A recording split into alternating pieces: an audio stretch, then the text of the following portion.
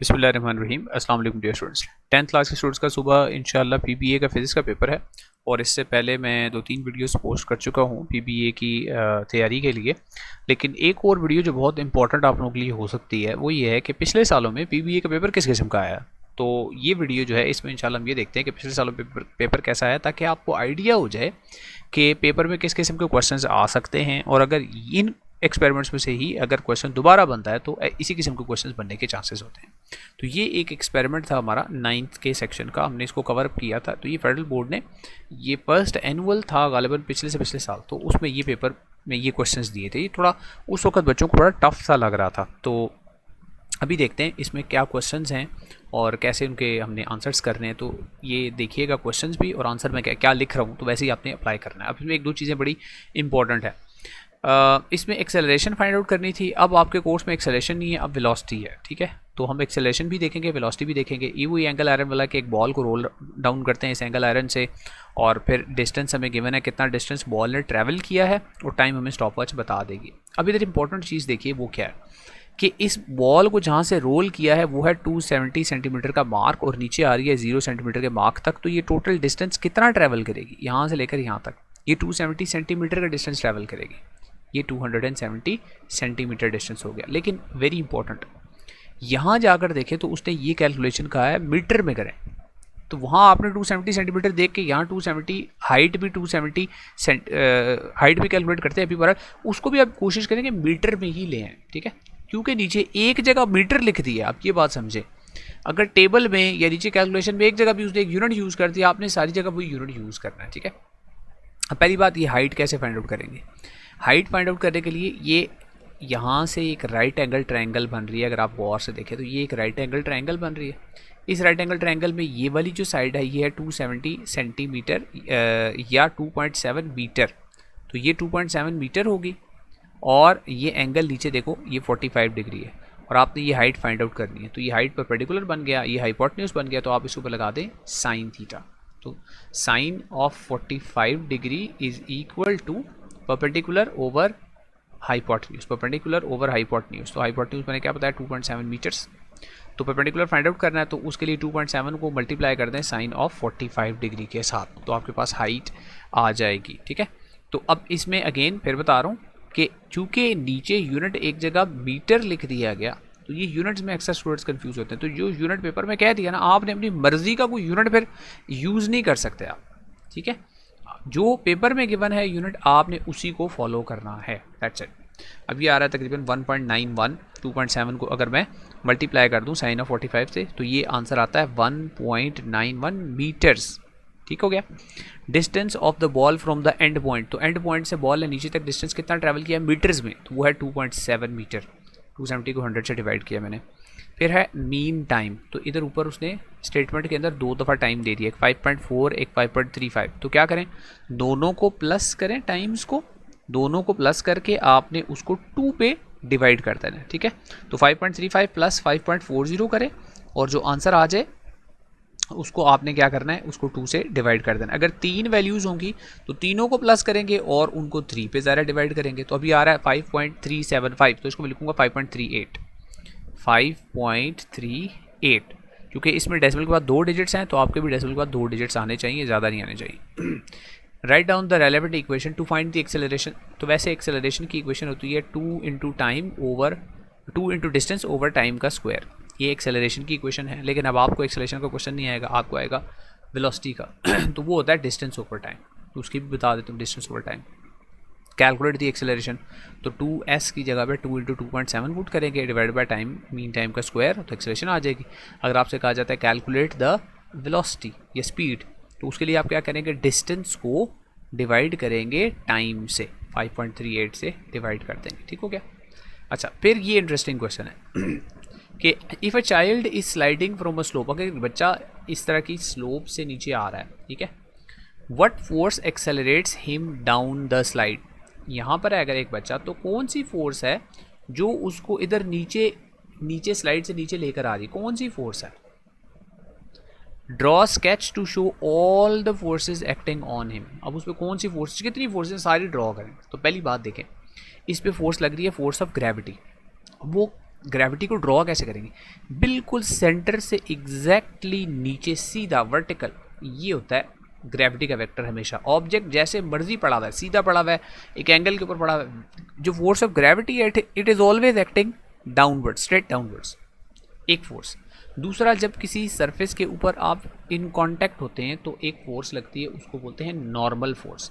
वो जो normal force है वो इस सरफेस के साथ 90 डिग्री पे होगी। तो इस सरफेस के साथ यहाँ मैंने 90 डिग्री पे ऐसे फोर्स बनाई। ये मेरा जो सॉफ्टवेयर है ये इसको एरो को ज़रा उल्टा बता रहा है, इसको मैं सीधा करके लगाता हूँ। ये फोर्स होगी ऐसे अपवर्ड्स, ऐसे यहाँ एक्ट कर रही है, ठीक है। अब वो देखें सरफेस के साथ 90 डिग्री बना रही है, इस सरफेस का ये एंगल जो है, ये वाला एंगल 90 डिग्री मैंने शो करना है, ठीक है। ये होगी नॉर्मल, तो इसको इधर लिख देंगे यहाँ पे नॉर्मल।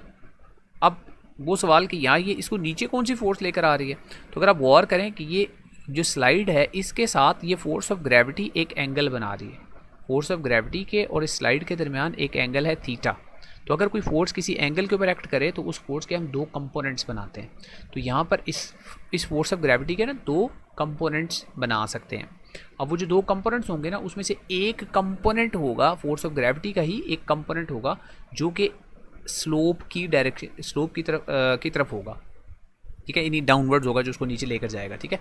अब वो आप बोलेंगे, लिखेंगे ऐसे यहाँ पर a component of force of gravity accelerates him downwards, वो नीचे लेके आ रहा है इसको, ठीक है। अब कौन सा कंपोनेंट है वो, अगर आपसे मतलब है कि पूछा जाएगा तो वो इसका W is equal to mg cos theta होता है। लेकिन बहरहाल यहाँ पे आप कंपोनेंट भी लिख दें वो काफ़ी है।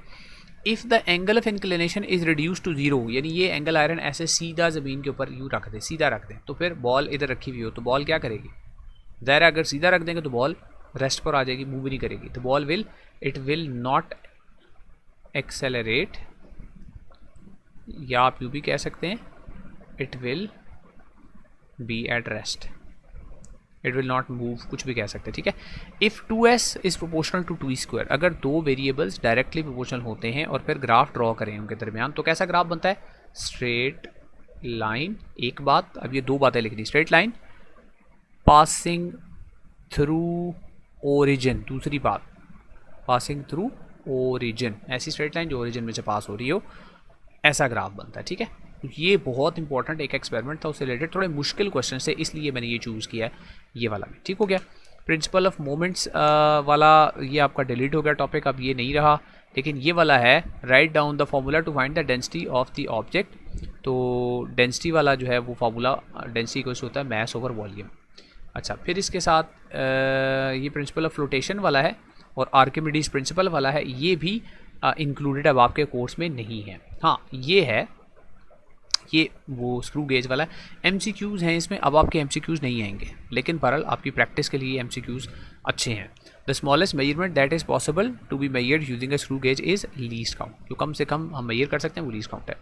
उसके बाद नीचे एक डायग्राम दी हुई है, अब उस डायग्राम को देख कर आपने स्क्रू गेज की रीडिंग बतानी है कितनी है, ठीक है। तो आप गौर करें ज़रा डायग्राम के ऊपर थोड़ा सा, अगर आप, तो ये है 5, ये 5 लिखा हुआ है, 5 के बाद ये नीचे वाला होता है 5.5, फिर ये होता है ऊपर वाला 6 और फिर ये नीचे वाला होता है 6.5। तो आपको अभी आसानी से मेन स्केल पे कितना नज़र आ रहा है, 6.5 मिलीमीटर, ये आसानी से नज़र आ रहा है, ये मेन स्केल रीडिंग है, ये पहले लिख लें आप। फिर उसके बाद देखिए सर्कुलर की कौन सी लाइन है जो इस इंडेक्स लाइन, ये इंडेक्स लाइन है, इसके साथ सर्कुलर की कौन सी लाइन मैच कर रही है, ये कौन सी लाइन है जो मैच कर रही है। देखिए यहाँ पे 45 है, यहाँ 46 होगा, यहाँ 47 होगा, तो ये लाइन नंबर 48, तो लाइन नंबर 48 मैच कर रही है। आपने इस लाइन नंबर को 48 को मल्टीप्लाई किया 0.01 के साथ, जो सर्कुलर स्केल की लाइन है उसको लीस्ट काउंट से मल्टीप्लाई करते हैं, तो ये बन जाता है 0.48।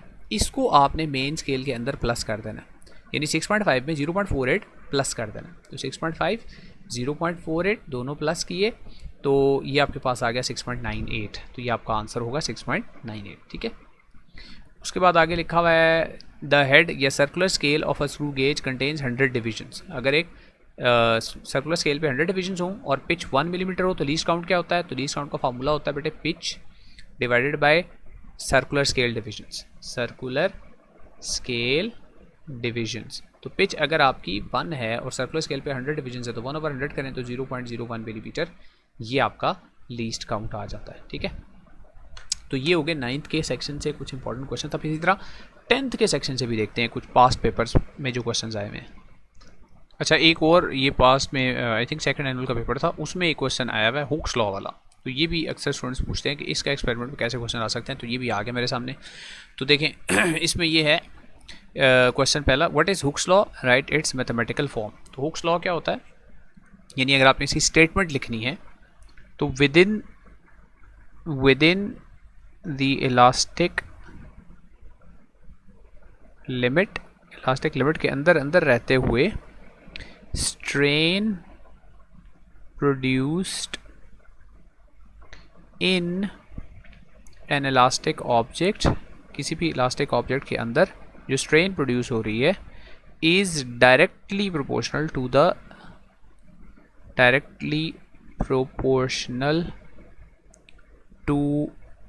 The applied stress. ठीक हो गया, तो मैथमेटिकल फॉर्म इसकी क्या होगी, स्ट्रेन प्रोपोर्शनल टू स्ट्रेस, या यू भी लिख सकते हैं आखिर में F equals to k x, ये भी इसी की स्टेटमेंट है। के जो है वो स्प्रिंग कांस्टेंट है इसमें। ठीक है, अच्छा, what is the value of applied force in this graph 1 from B to C, B से लेकर C के दौरान वैल्यू ऑफ अप्लाइड फोर्स कितनी है। तो देखें B पे वैल्यू है 50, C पे वैल्यू है 300, तो इस दौरान टोटल कितनी अप्लाई की गई है वो है 300 में से 50 माइनस करेंगे। ठीक है, तो 250, और वो लिखा हुआ है G ग्राम वेट में, तो आप इसको ग्राम वेट में ही यूनिट लिखेंगे, ये साथ यूनिट लिखा हुआ है GWT ग्राम वेट। ठीक है, यानी उसने मास को 250 ग्राम्स लिया, उसको वेट में कन्वर्ट करने के बजाय साथ WT वेट लिख के इसका यूनिट ग्राम वेट बना दिया। ठीक है, अच्छा, G इक्वल्स टू 10 मीटर पर सेकंड स्क्वायर। तो अच्छा, what is the value of the applied force. अच्छा, अगर आपने इसको कैलकुलेट करना है ना, तो आप फोर्स को अगर कैलकुलेट करना है अप्लाइड फोर्स को, तो फोर्स का फार्मूला आप लगा सकते हैं F equals to W equals to mg, ये भी लगा सकते हैं। ठीक है, तो आप मैस की वैल्यू 250 ले लें और 250 को आप डिवाइड बाय 1000 कर लें और फिर उसको G की वैल्यू 10 के साथ मल्टीप्लाई कर दें, तो ये आपका आंसर आ जाएगा।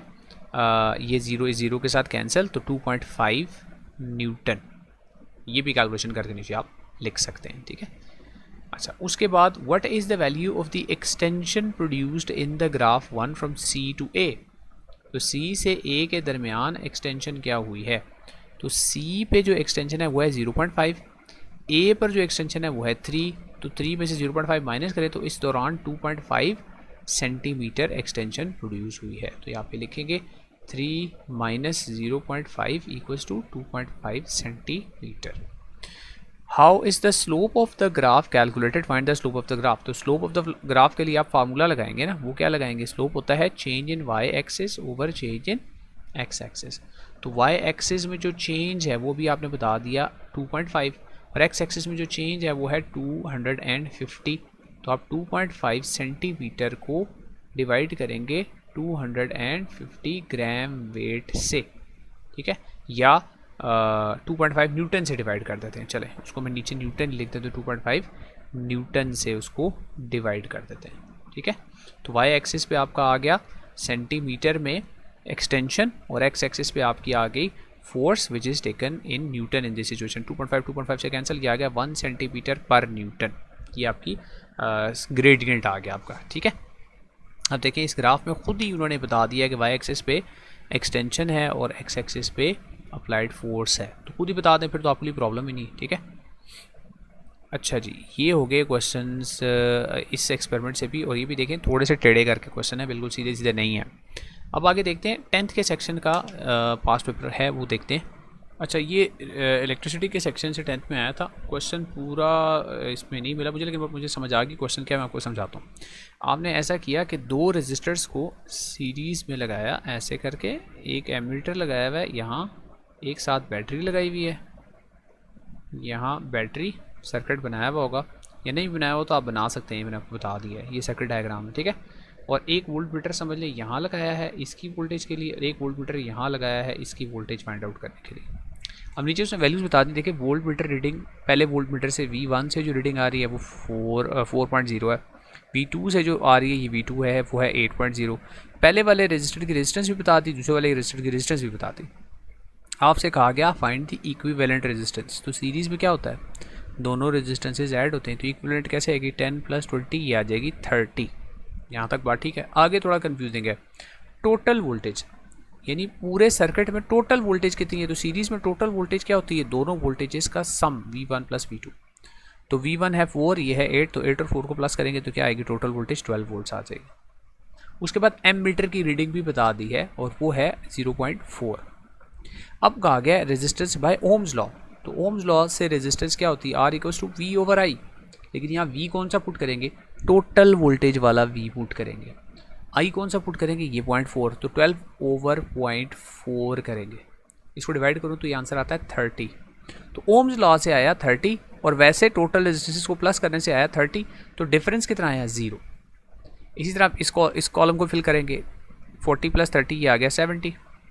अच्छा 5.14, 6.86 इनको प्लस करके यहाँ पे अपना टोटल वोल्टेज लिख लेना है। फिर टोटल वोल्टेज को टोटल करंट से डिवाइड करेंगे, यहाँ एक नंबर आ जाएगा, आपने वो नंबर और इस नंबर को माइनस करके यहाँ डिफरेंस लिख देना। ठीक हो गया। फिर उसके बाद नीचे क्वेश्चन था which of the following quantities is the same and which is different. तो करंट इसमें सेम होता है और वोल्टेज डिफरेंट होती है। सीरीज़ में करंट सेम होता है, कल रीज़न भी बताई थी मैंने आपको, करंट के फ्लो का एक ही पाथ होता है इस वजह से। अच्छा ये एक्सपेरिमेंट है, इसमें अक्सर स्टूडेंट्स जो है वो कंफ्यूज होते हैं। इसमें उसने सारी ड्राइंग करके आपको बता दी है, ठीक है। लेकिन मैंने आपको एक वीडियो बताई थी सुबह, जो वीडियो है उसमें मैंने बताया था कि मैंने इससे पहले एक वीडियो बना चुका हूँ और वो लिंक भी मैंने आपको शेयर कर दिया था कि उसमें मैंने सारी आपको ये बता दिए कि कैसे करनी है ज्योमेट्रिकल वर्क। तो अगर कभी खुदा ना खास्ता पेपर में ज्योमेट्रिकल वर्क आपसे करने को कहा जाए तो ये कैसे ज्योमेट्रिकल वर्क होता है उस वीडियो में आप देख सकते हैं, ठीक है। यहाँ तो बहुत ही आसान क्वेश्चन है। यहाँ क्या क्वेश्चन है, वो कह रहा है ये पूरा एंगल किए पहले यहाँ से यहाँ तक मेजर करें, ये प्रोटेक्टर से मेजर करें कितना है, या वो दे दिया बल्कि उसके नीचे 82 है, इसका हाफ जो है वो क्रिटिकल है, इतना एंगल क्रिटिकल है। तो 82 का हाफ क्या होता है, 82 का हाफ होता है 41। इधर उसने कहा 80 है पूरा एंगल, तो उसका हाफ क्या होगा, ज़रा 40 होगा। इधर उसने कहा पूरा एंगल अब 84 का हाफ करें, वो क्या होगा, 84 का हाफ होगा 42। तो ये आपके पास तीन एंगल्स आ गए, 41, 40, 42। इधर वो कह रहे हैं रिफ्रैक्टिव इंडेक्स फाइंड करें, फार्मूला भी बता दिया, लेकिन आप एहतियातन याद कर लें कि अगर पेपर में ना आया तो आप ये जो है वो यूज़ कर लिया फार्मूला, आप इसका रिफ्रैक्टिव इंडेक्स फाइंड आउट कर सकते हैं। फिर ये तीन रिफ्रैक्टिव इंडेक्सेस आ जाएंगे, इन तीनों की एवरेज निकालनी है, तो तीनों को प्लस करके आपने 3 पे डिवाइड करना है, एवरेज रिफ्रैक्टिव इंडेक्स भी आ जाएगा। ठीक हो गया। तो ये कुछ पास्ट में जो आपके पिछले साल में पेपर्स आए थे PBA के, ये हो गए। अगली वीडियो में इंशाल्लाह मैं कोशिश करता हूँ कि 1-2 एक्सपेरिमेंट्स जो है वो रह गए हैं। एक वो प्लेन मिरर वाला रह गया है, एक वो कन्वेक्स लेंस वाला रह गया है, और कुछ इंपॉर्टेंट गेस के कल किस किस्म के क्वेश्चंस आ सकते हैं। तो नेक्स्ट वीडियो में इंशाल्लाह वो बता दूंगा। तो इंशाल्लाह उस वीडियो में मिलते हैं। तो अभी अगर आपने इससे पहले जो माइनर एक्सपेरिमेंट्स की और मेजर एक्सपेरिमेंट्स की वीडियो मेरी नहीं देखी, तो ये आपके सामने स्क्रीन पे दोनों वीडियोस आ रही हैं, उन पे आप क्लिक करें। सारे एक्सपेरिमेंट्स मैंने करवा दिए हैं, वहाँ से आपको इंशाल्लाह ये सारे एक्सपेरिमेंट्स हो जाएंगे। तो सी यू इन दैट वीडियो इंशाल्लाह।